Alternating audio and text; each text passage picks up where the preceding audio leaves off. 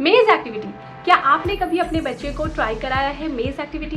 बच्चा मेज एक्टिविटी करता है तो बच्चे को समझ में नहीं आता है स्टार्ट पॉइंट कौन सा है, एंड पॉइंट कौन सा है, किस वे में बच्चे को जाना है, किस पाथ को फॉलो करना है। बीच में डेड एंड आता है तो डेड एंड को समझ नहीं पाता है। तो अगर इस तरह की प्रॉब्लम बच्चा फेस कर रहा है तो आज मैं लेके आई हूँ ये वीडियो आप लोगों के लिए। मेज एक्टिविटी को हम कैसे कराएं, कहाँ से शुरुआत करें, और 5 स्टेप्स मैं आपको इसमें बताऊंगी कि मेज एक्टिविटी कराते टाइम किन 5 स्टेप्स का आपको ध्यान रखना है जब आप मेज एक्टिविटी कराएं, और इजी से डिफिकल्ट लेवल क्या होगा मेज एक्टिविटी में वो भी मैं आपको बताऊंगी, और टिप्स एंड ट्रिक्स कुछ मेज एक्टिविटीज के। Hello parents and hello friends, welcome to my channel.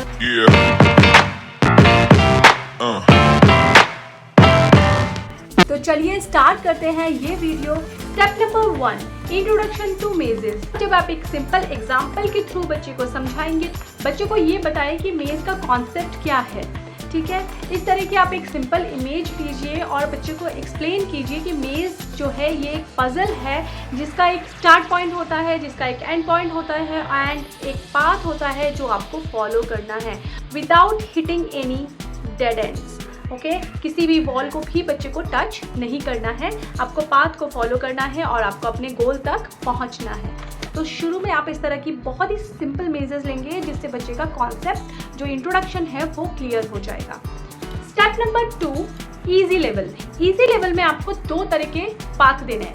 Number 1 straight path, number 2 1 turn path, like this. इस तरह के आप इमेजेस बनाएंगे बच्चे के लिए। आप स्टोरीज बताएं बच्चों को और उसके बाद ये सॉल्व करें। एक रैबिट है, ओके, रैबिट को बहुत भूख लगी है और रैबिट को कहाँ जाना है, कैरेट के पास, उसको कैरेट ढूंढना है। तो बच्चों को इस तरह के स्ट्रेट पाथ वाले पहले आप मेजेस दीजिए। ओके, ऐसे ही रैट है, रैट को चीज़ ढूंढना है, ओके, तो बच्चा इजीली इस चीज़ को समझ पाएगा विदाउट टचिंग द लाइन। ये जो लाइन है आपको ये टच नहीं करना है, आपको सिर्फ ध्यान रखना है आपके गोल की तरफ कि कहाँ पे आपका ये एंड होना है, तो वो ध्यान रखना है और स्टेप को आगे बढ़ाना है। Mazes with straight path. Begin with a very simple mazes that have straight paths and few turns. Guide them through the first maze, showing them how to follow the path. Do you know why are mazes important for children? Mazes improve the cognitive skills of children. They work like brain boosting exercises. While solving them, it makes them think, reason, and remember. Simultaneously achieving all of these sharpens their memory, builds their focus, and increase the concentration level of their minds to a great extent. Working through mazes also helps develop planning and organizational skills. To solve a maze, student must be able to plan their route in advance and then execute the plan in an efficient and organized manner. Next is one-turn mazes. Introduce mazes that have 1 turn or 2 turn or 3 turn. Encourages them to try solving these on their own, but offer help if they get stuck. Tips and tricks. Teach them trace the path with their fingers or a pencil. Encourage them to look for dead ends and avoid those paths. Well done Ayansh, well done Samyak, and well done Ridan. You all did it nicely.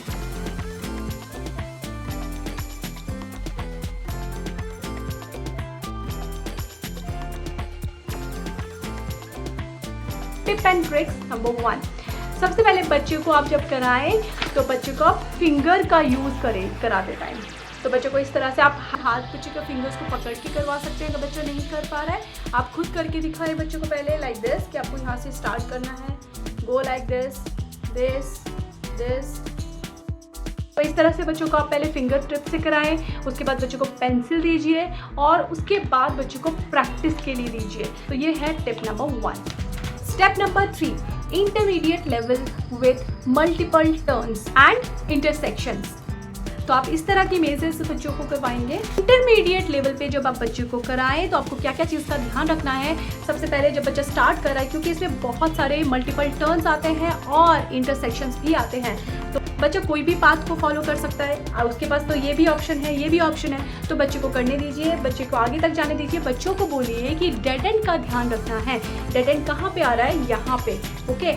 और dead and में जाने के बाद tip number 2 ये है कि बच्चे को आप बैक ट्रेसिंग करना सिखाएंगे कि यहाँ पे आप आगे जा नहीं सकते तो आपको वापस पीछे आना है। तो यहाँ से जब आप बच्चा निकल रहा है और बैक ट्रेसिंग करते करते उसी पॉइंट पे जहाँ से उसने अलग से एक टर्न लिया था वहाँ तक बच्चे को वापस आना है, फिर दूसरे पाथ को फॉलो करना है। तो ये आप बहुत इंपॉर्टेंट है जब आप इंटरमीडिएट लेवल पे बच्चे को मेज़ एक्टिविटी करवा रहे हैं। इस एक्टिविटी से बच्चे का विजुअल स्कैनिंग इम्प्रूव होता है। Step number 3, intermediate level with multiple turns. Provide mazes with multiple turns and intersection. Explain how to look ahead to see if a path might lead to a dead end. Back tracing. Introduce the concept of back tracing if they hit a dead end. Teach them to go back to the last intersection and try a different path. Visual scanning encourages them to scan the maze visually before starting to get an idea of possible paths. Step number 4, advanced level with complex path.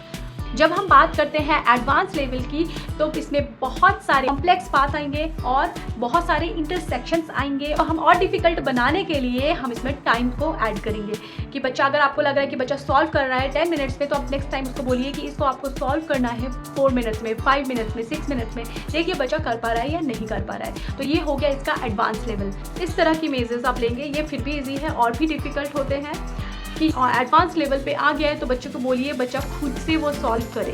Okay, बच्चे को start करना है और इसमें बच्चे को आपको ये सिखाना है कि एक डायरेक्शन को आप ध्यान रखें। अगर आप लेफ़्ट से जा रहे हैं और आपका डेड एंड आ रहा है तो वापस आपको उस ट्रैक पे आना और उसके बाद आपको राइट को पकड़ना है। यहाँ से स्टार्ट किया बच्चे ने और यहाँ से जाते वक्त उसने देखा यहाँ पे डेड एंड आया तो वापस बच्चे को यहाँ से जाना है यहाँ पे, और यहाँ से फिर बच्चे ने लेफ़्ट लिया तो अब हमें लेफ़्ट नहीं जाना है, हमें राइट जाना है। तो लेफ़्ट एंड राइट का बच्चे को ध्यान रखें। मतलब शुरू में जब बच्चा स्टार्ट कर रहा है तो लेफ़्ट से शुरुआत करें या फिर राइट से शुरुआत कर रहा है तो एक बात को ध्यान रखें कि लेफ़्ट वे गए थे, अब नेक्स्ट टाइम हमें राइट जाना है तो राइट की तरफ गए। अब मान लीजिए बच्चा इधर जा रहा है, ओके, इस तरफ चला गया बच्चा और यहाँ पे फिर से डेड एंड आ गया तो वापस बच्चे को जाना है और उसको ध्यान रखना है कि यहाँ पे एक पाथ था जो हमने फॉलो नहीं किया, तो हमें यहाँ से उस पाथ को फॉलो करना है वापस और उसको फॉलो करते हुए। अब देखिए यहाँ पे भी बच्चा जा सकता है, इधर भी, ओके। तो यहाँ पे क्या है, मल्टीपल पाथ आ गया बच्चे के लिए, तो बच्चे को ये ध्यान रखना है। अभी हम अगर लेफ्ट जा रहे हैं तो नेक्स्ट टाइम हमें राइट जाना है। Step number 4, advanced level with complex path. Offer mazes with more complex path and multiple dead ends. Challenge them to solve these without any assistance. Strategies.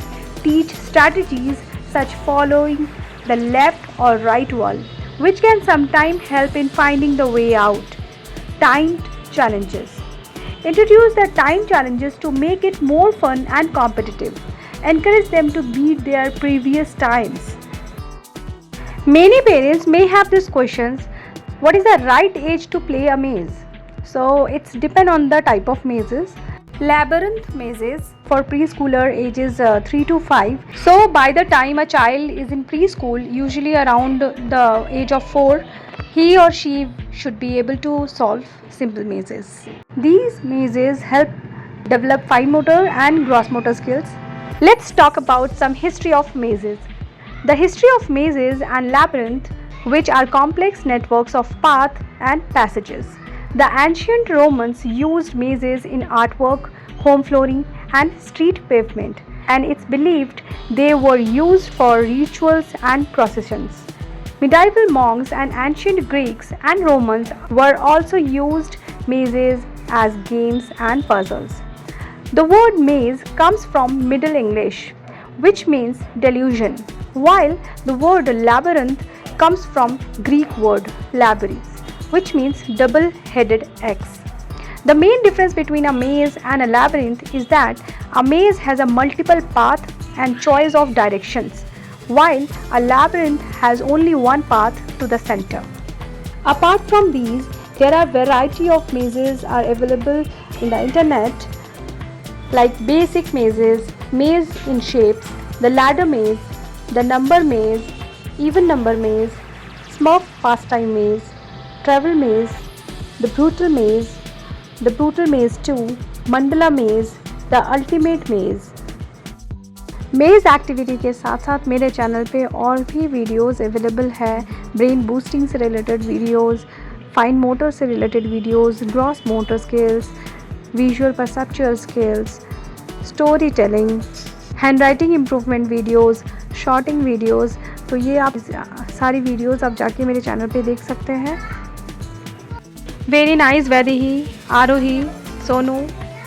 Activity कराते time जो मुझे सबसे अच्छा लगता है वो है बच्चे जब फुल इंगेज होके एक्टिविटी करते हैं और उसको इंजॉय करके करते हैं, तो ये देखने में भी अच्छा लगता है और करने में भी अच्छा लगता है। बच्चों को कराने में भी बहुत अच्छा लगता है। बच्चा एक्टिविटी को कितना एंजॉय कर रहा है ये बच्चों के स्माइल से, उनके एक्साइटमेंट से ही पता चलता है। और बच्चे जब मुझे कहते हैं ना मैम ये फिनिश हो गया, ये वाला करें क्या, नेक्स्ट ये वाली वर्कशीट करें, उनके एक्साइटमेंट से ही पता चलता है बच्चा कितना एंजॉय कर रहा है इस एक्टिविटी को करते हुए। Difficult level and large mazes. देखो बहुत बड़े बड़े आपको मेजेस देने हैं, आपको बहुत टाइम लगे उसको सॉल्व करने में, जब कॉन्सेंट्रेट कर पाए। जब हम बात करते हैं डिफिकल्ट लेवल की, तो पहले हमारा गोल क्या था, सिर्फ एक ही गोल रखा था।